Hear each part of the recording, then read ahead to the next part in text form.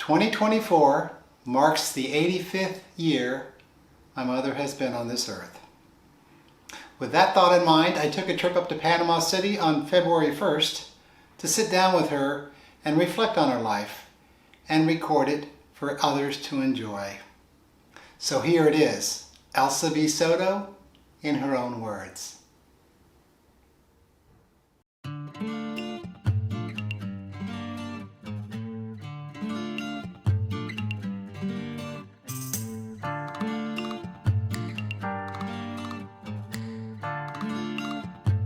My name is Elsa Victoria Soto. I was born on April the 4th, 1939 in San Juan, Puerto Rico.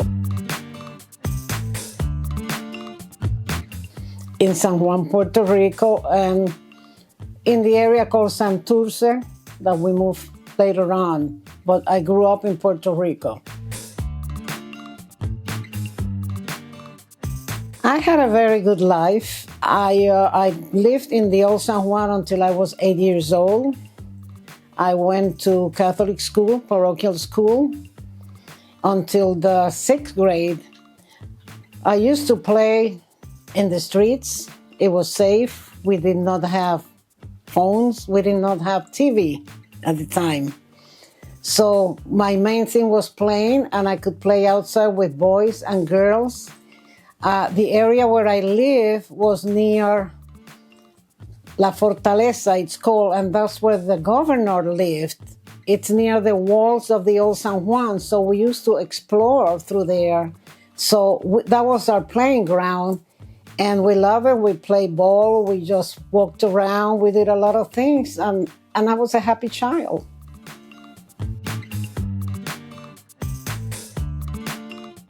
My parents were Luis and Angela, Luis Seinos and Angela Porrata de Seinos. My father, although he was born in Puerto Rico, they took him back to Spain, where his family lived, and he grew up there until he was 17 years old. Then he came back to the island. My mother was born and raised in a town called Yauco, which is famous for coffee in Puerto Rico. And that's where she lived. She was born, and she was a secretary for the government for income tax for 30 years, and then she retired.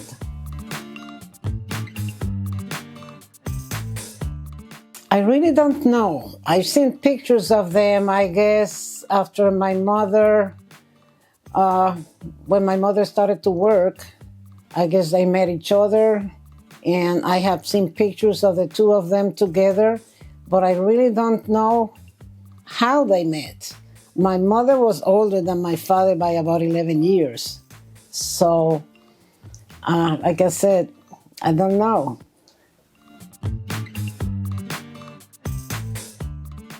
Actually, I don't know much on my mother's side. I have never seen a picture of my grandmother. I do have a picture of my grandfather. I understand he was Italian, and he came to the island with his brother. He died very young. And my mother had to go and live in a home for girls, and her two brothers in a home for boys, because the mother could not keep them. And the mother was actually pregnant with the third child when my grandfather died. He died in his late 30s, I believe. So that's when my mother grew up. She went to high school and got out in 2 years so she could go work and take his brothers with her, and she took care of them. And then my mother just kept the younger one, and eventually she died, but I never really met her at all. That was long before I was born. Then on my father's side, they live in Spain. My grandfather died long before I knew, I never met him. My grandmother was in Spain, but at the time it was prohibitive just to go fly out there. It was too expensive, so she used to write us, but I never got to meet her. And then I find out when she died, and that's about it. I met some of my nephews and nieces and my father's brothers and sister when I went to Spain. And I was able to meet them And then years after, we kind of lost touch again. I do. I used to go to the beach with my father every Sunday. He would take me to this beach club. It was called El Escambron Beach Club. I was just about 3 or 4 years old.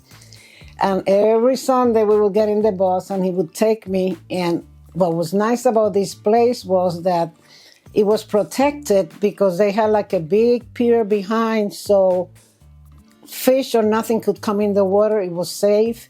They had these 3 like tables on the water floating that you could swim to it and just jump from there. And my father would put a jacket, a life jacket on me and swim with me. We would go up in this table. He would take it off and let me jump in the water and thread water and all that. And that's how he taught me how to be in the water. And I love the water. It's always been my passion and I always enjoy it. And then later on, of course, I became a Girl Scout and I learned how to swim and things like that. But it's my favorite thing. My oldest brother, he was 2 years older than me, Luis. He was a character. He loved me very much, but he was very strong. He kind of checked after me all the time, protected me, but he was a good guy. And then my youngest one, Carlos, he was 6 years younger than me, so I used to take care of him because Carlos, when he started getting a little bit older, he didn't want my mother to leave the house to go to work. So I had to keep him away entertained until my mother could go to work. And then he was fine. And I used to take him with me everywhere. He was just my little companion. I lost him when he was 12 years old, the day before his birthday, the day after his birthday. He got sick, and in 2 weeks he died. He died of a kidney disease. His kidney started working. So that was a very hard thing in my life, and in my parents too. About a year or 2 later, I got married, so everything was just fine, I guess.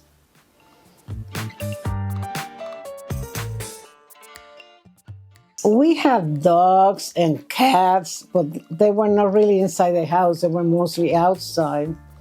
And I remember a cat that used to come by the yard. And one day, it looks like some animal got hold of him, and he was almost dead. So my father put him in a little bag and took him to the beach because and left him there. And about 4 or 5 months later, my mother went to open the back door, and there is the cat. And she let out a scream. He was healed. We knew it was him because he had a big head, and you could see, evidently the salt water healed him. And he found his way back. And I will never forget my mother, how she let the scream out, and there was the cat, who happened to be, for a little bit longer.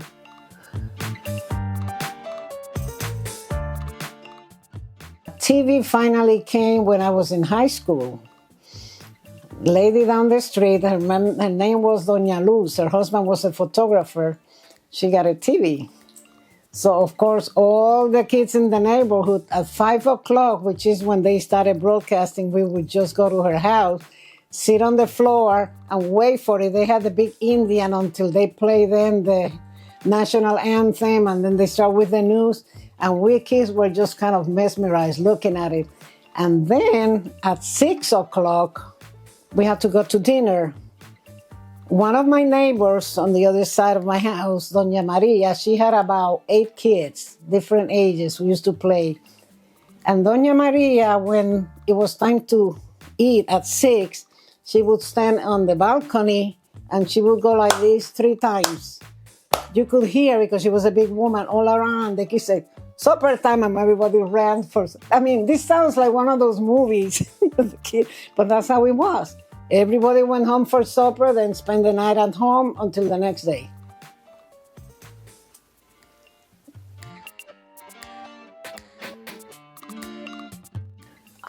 Spanish, and the name of the school was St. Thomas Aquinas, and it was down from the cathedral. was a Catholic school, and we had nuns. I remember the principal, her name was Sister Paraclita, very stern. And a few times I got called to the office, and she had this locker that when you misbehave, she put you in there and closed the locker. I mean, you were not sealed, but that was a punishment. So I got that a few times. And then we had a nun, that Sister Geraldine, that she was from Ireland, and she used to ride a bike around the school thing. She was pink, blue eyes, very strong, a lot of fun. So I remember those more than anything else. And I was there until the 6th grade.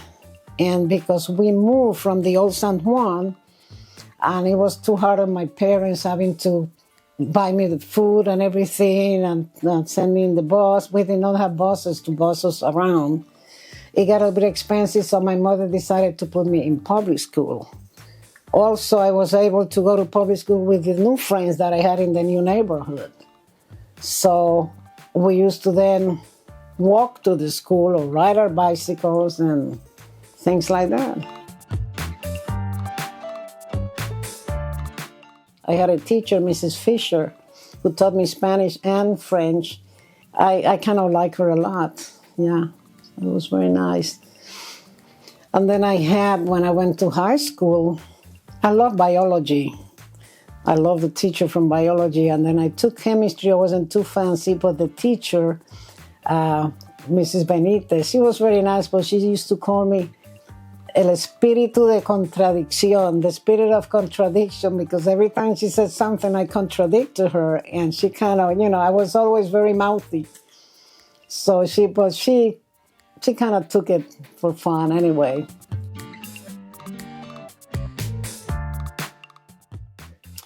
I went to Central High School, which I don't think is being used as a high school anymore. It's kind of a historical monument, and you had to take a test to go there because it was one of the a little bit, more difficult high schools. So I was there, and most of the kids there had good grades and, did better than most. So I enjoyed that. And like I said, I participated in everything. I played volleyball, which was my favorite thing after swimming. And we used to travel, playing volleyball to the different schools. And also, I was a Girl Scout, very active. And I went to camp every year for a couple of weeks. So, like I said, I had a good childhood because I had a lot of facilities, even though my parents were not wealthy. But these were things that were reasonable, so you could take part in them, and I enjoyed them. I was always doing things, I enjoyed that.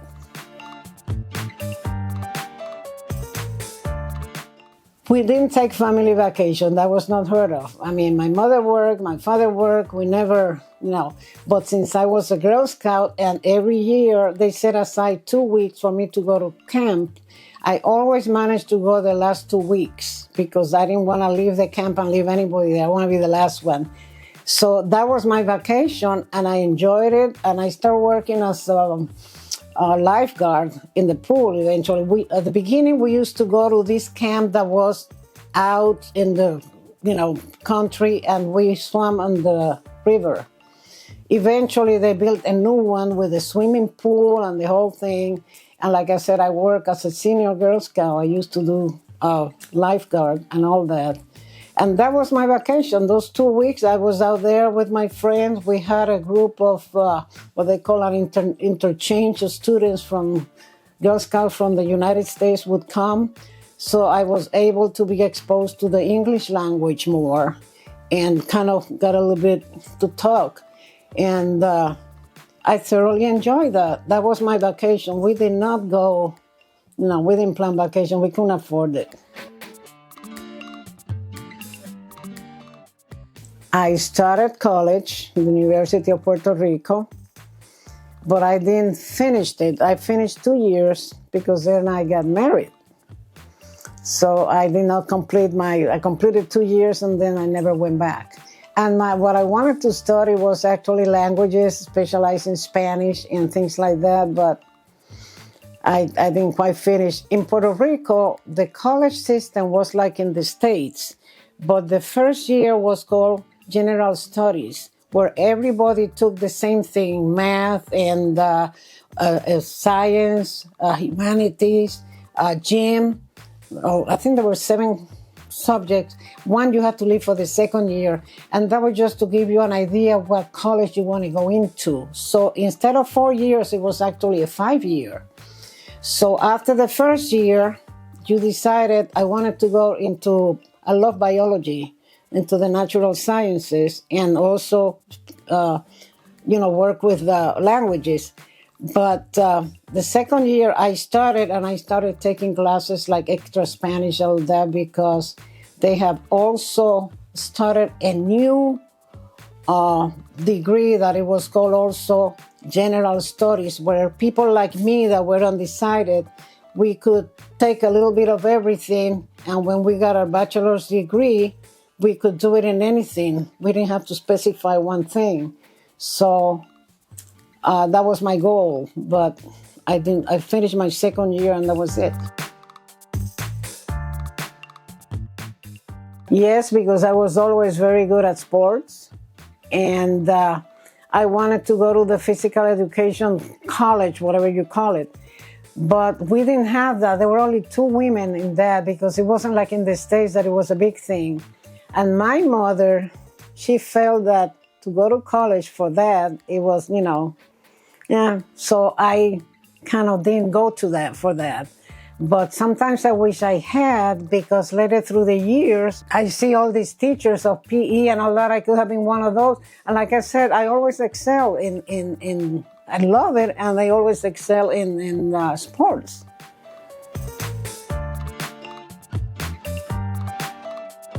I never had a job. I helped with swimming, teaching a little bit of swimming, but that was it. Nothing. I never had a job at all. When I was 8 years old, I moved to what they call the metropolitan area there. And the house I moved to next door lived this guy, and that I met. I married the boy next door, actually, is what I did.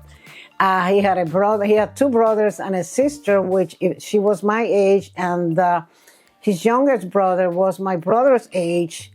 His other brother was my brother's age, and Ben, who became my husband, he was the oldest of all of them. He was 5 years older than me. I was 8 years old, he was 13.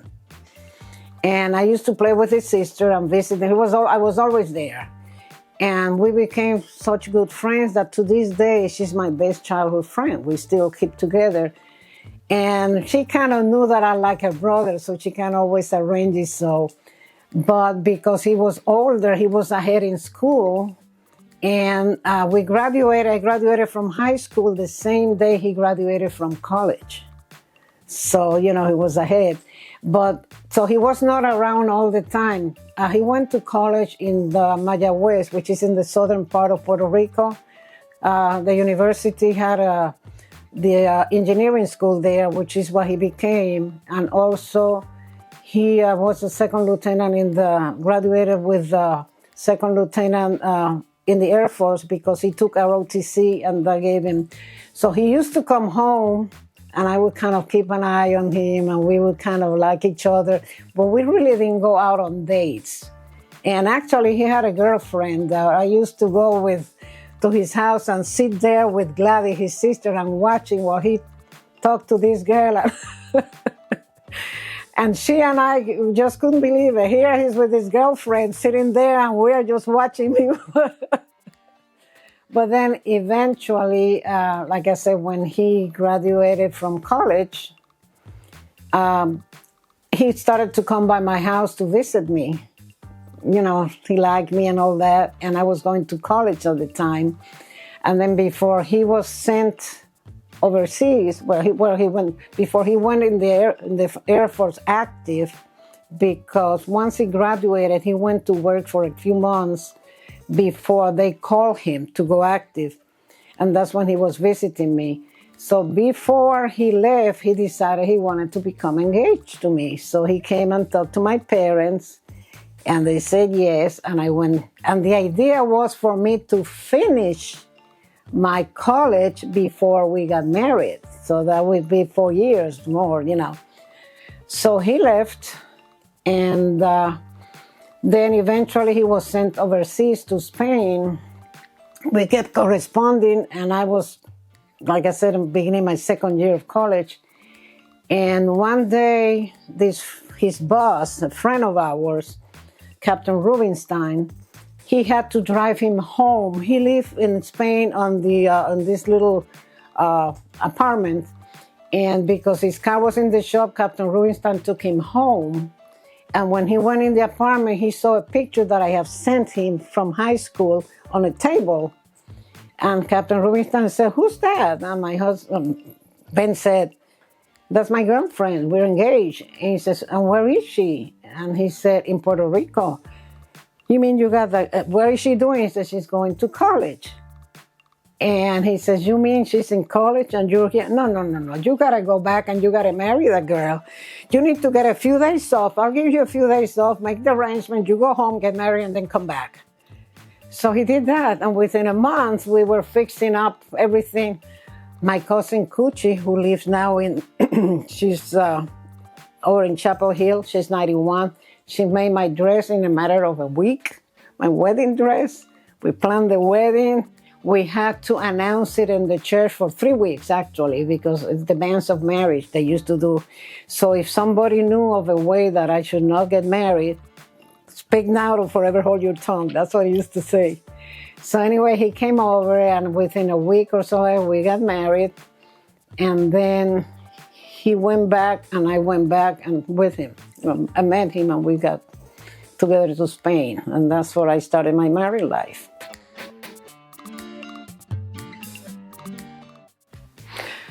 My first home was actually in Spain. We live in a little apartment in the historical part of Sevilla, Spain, because we were waiting for a house where the Americans had built some homes for the military, and we had to wait a couple of months before we moved in. So this was a very old little place, but it was very nice because it was near the La Giralda, which is the cathedral, and it's a very historical place that was even in a song, that they used to sing. So I happened to live what they call El Barrio de Santa Cruz, the Santa Cruz little place, the Holy Cross, I guess. And La Plaza de Doña Elvira, all that is in a very beautiful song that they sing in Spain, and I lived there, so to me it was... So eventually we went to this other place. We had a house that they had built us. It was very nice. I had a maid because that was customary. In fact, the young lady that had been my husband's sort of housekeeper, she stayed with me through the years. And she became a friend, and she stayed with us. And it was good for her because she had her own room in that place.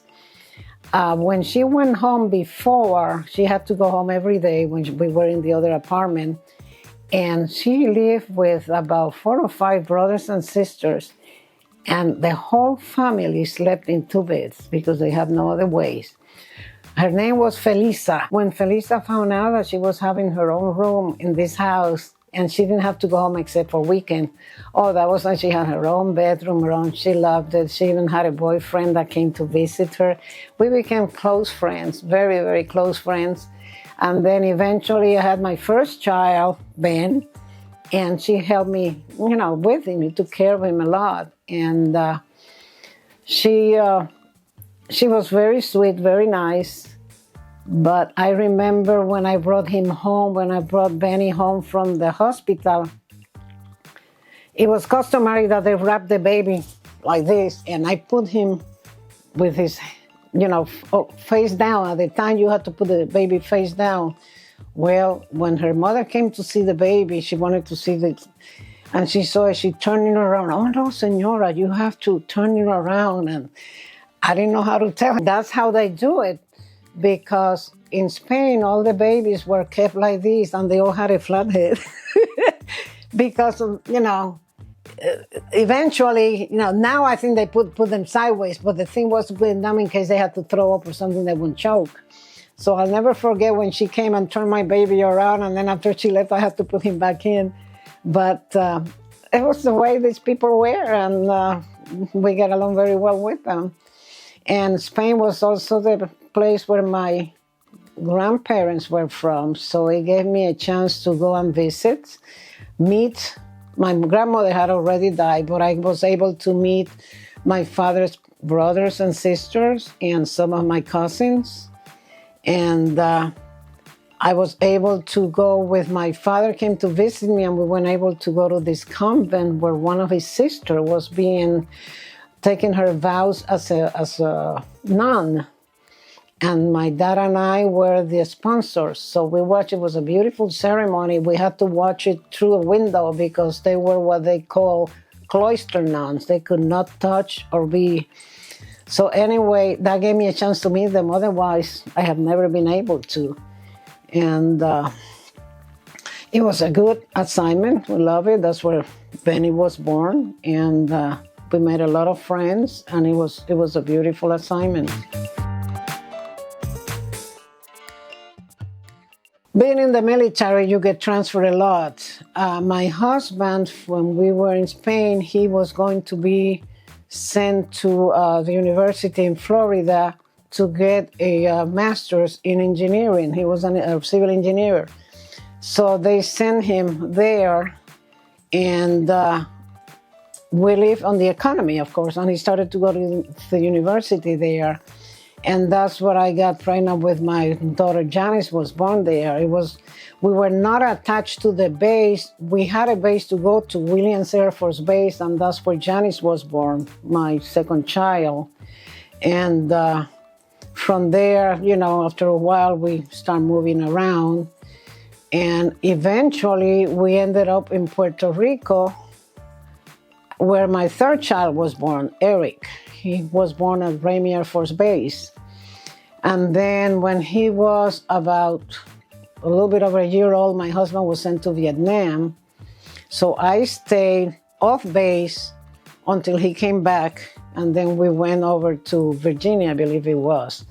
We were stationed in about a lot of bases through the years, overseas, stateside. It was a good life. It really was. I think my kids enjoy that too, being able to go other places. As a child, we loved movies. And at that time also, the movies, they had a lot of musicals, and I loved that. But my favorite movies were always with Esther Williams. I watched every movie that she came through because I love swimming. And I was never a speed swimmer at all. But I love synchronized swimming. We had a little group that we used to do a few little stunts and all that. So to me, Esther Williams was the one. She always did her beautiful synchronized swimming, and that was my thing. Every movie that came around, and I used to collect pictures. That was one of my hobbies. We used to just ride the Metro Goldwyn Mayer, and they would send us pictures signed. I know they weren't signed by her, but it was a picture of her with her signature. And I used to collect, I had albums of her and my other favorite actors and actresses, but she was the one, always. And in fact, if you look at my yearbook, somebody called me once the Esther Williams Boricua, the Puerto Rican. I wish, but that was it. I mean, she was my main thing. John Derek, I think he was cute. He had blue eyes, black hair, and he was so good looking. That was another thing that I always enjoyed. And I like movies like with Charlton Heston and all these big men, And I also like movies of dancing, of Fred Astaire and Gene Kelly. And I always enjoyed those movies. And they were fun, they were pretty, they were clean, and you enjoy them, So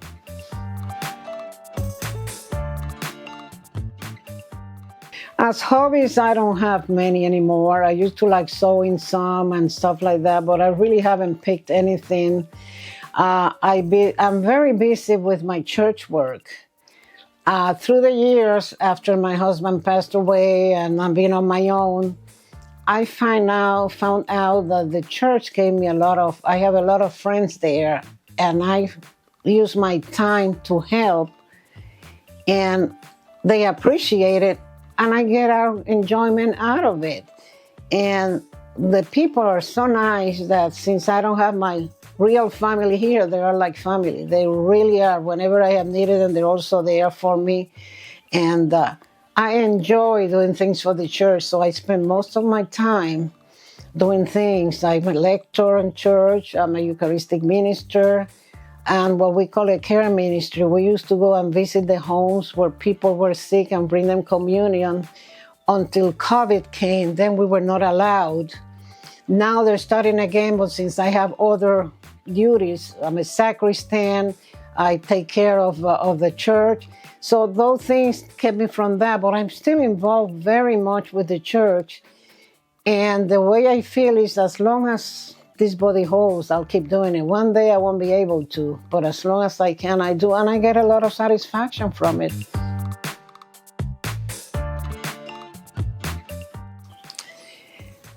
I love my family very much because even when they're away, they still keep in touch. They care a lot about me. The times when I need them, they've been there for me. I mean, no question about it. So I have a great love for them. I mean, we're not all over each other. They all have their own lives. I don't live too close to some of them as I used to, but they're still there when I need them.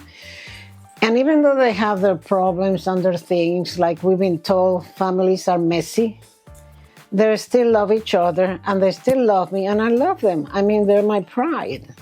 So I love them very much.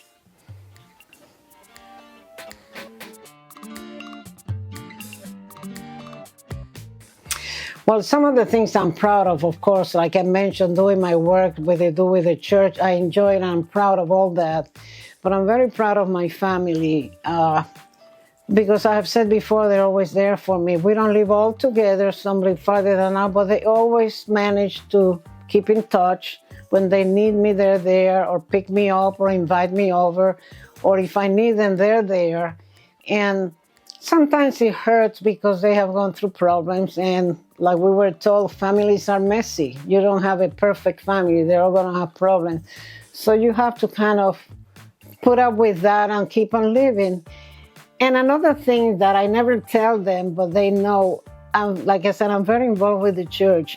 And I don't want them to be all the time with the church, but I wish they were more conscious of God, that how much we need God, how much whatever we do, we don't do it on our own. He's the one. And I want my kids to always remember that. And when they need something, where they're in pain, or say a prayer. Prayers help so much. So that is one thing that I kind of hurts me a little bit, that I wish they were more into that.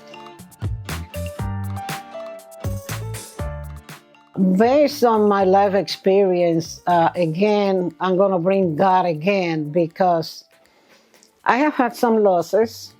You know, I lost my husband, and I lost my house to the hurricane. But I have always relied on God. I thought that it was me.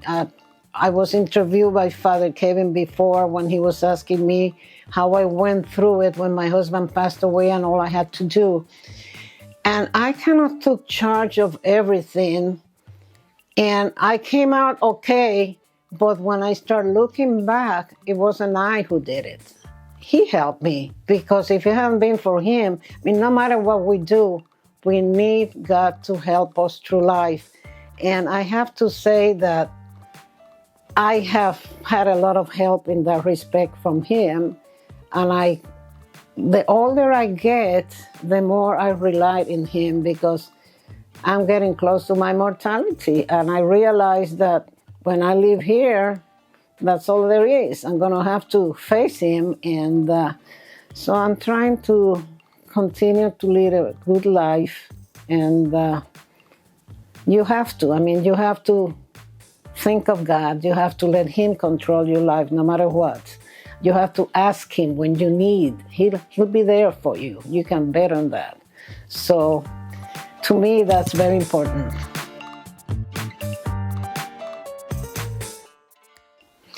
I'm looking forward to continue my life as it is now. I know it's not going to be like that always. I know days will come where I'll be suffering, and it's part of life, and I'll have to learn to live with it.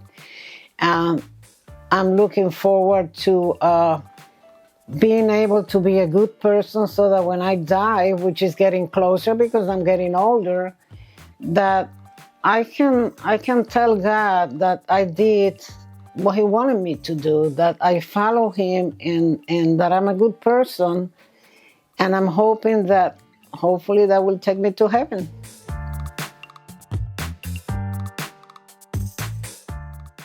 I love to gamble. I love to go to the casinos, even though lately I haven't been because of all this COVID thing. But I love playing machines, and I love playing the lottery, and all these things that they're not bad, because as long as they don't take hold of you to the point that you can know you spend all your money and your thing or your life and all that. But an occasional thing, but I really enjoyed it. To me, that's fun, playing bingo and all these things. That is something that I always enjoy. I have cut down on it mainly because after COVID, we don't have the facility to go to the casinos like we used to with the groups, and so I stopped going. And but that's something that I always have enjoyed. I mean, again, as I don't like let them take over me. I don't like take, my money to the point that I don't pay bills. But I enjoy it. It's fun. Bingos and slot machines. They're fun.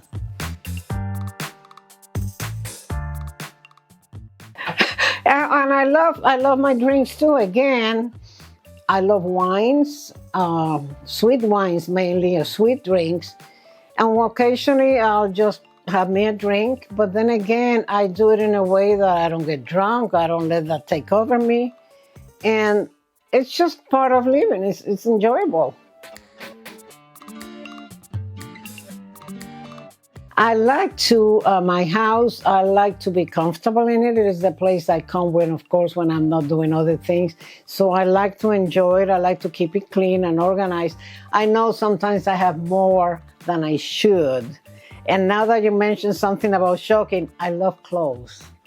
And perhaps I have more than I should, but I wear them. I wear them to church, to other places. And it's part of who I am, and I enjoy it.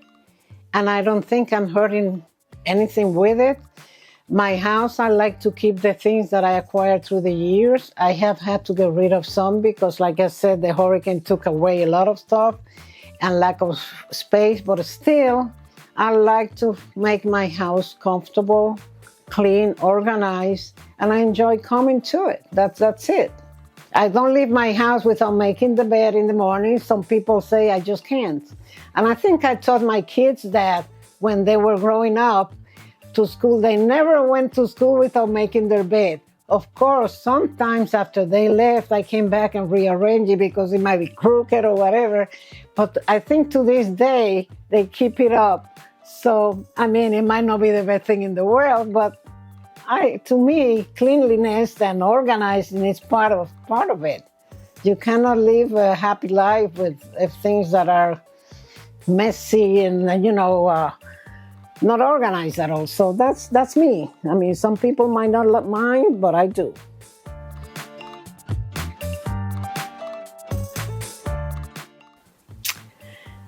I would like to be remembered as somebody that love life, because I do, but love God and my family more so than anything else.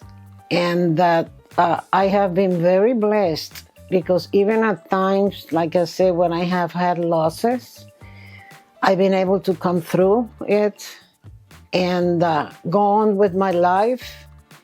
And I'm hoping that my children remember that and that they're good people, like I know they are, but that they think of me with love and that they realize that my love for God is something that I need.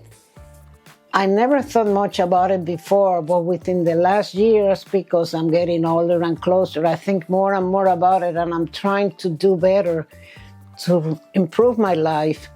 And I hope that I'm remembered as a person that loved God, and like I said, love my family more than anything else.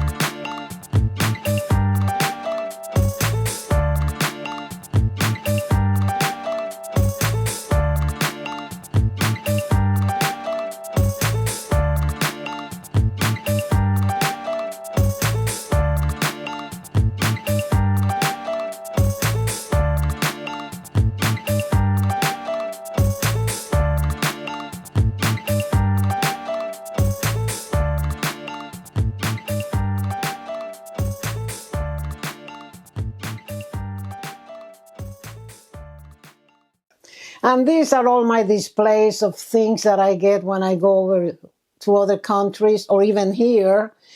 This is the Virgin of the Providence, is the patroness of Puerto Rico.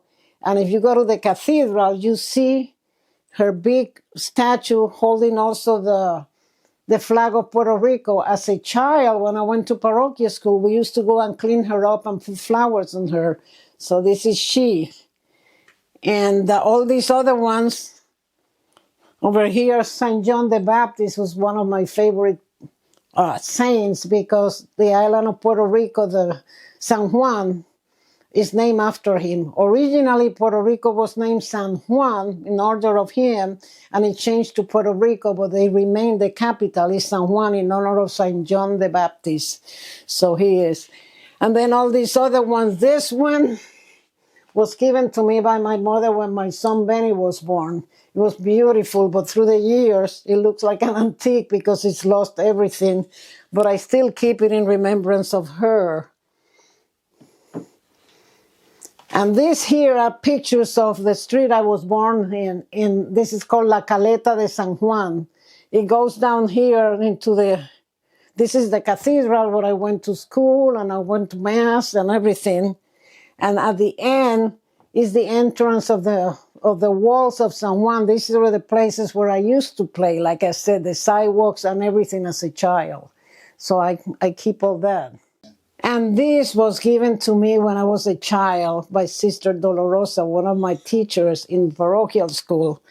And I still have it. So one of these days I'll break, but still. But it's just a little simple thing, and it always reminded me of her. And these I keep because my husband bought these many years ago, and he always made sure we kept it in our bedroom. So I still have it. It's got a little bit of dust, but, it's a beautiful crucifix. So we always, Catholics, believe in the crucifix because it reminds us that Jesus died for us. And it's not that we want to be talking so much about it, but the fact that remind us he died for our sins. And this is what he looked like.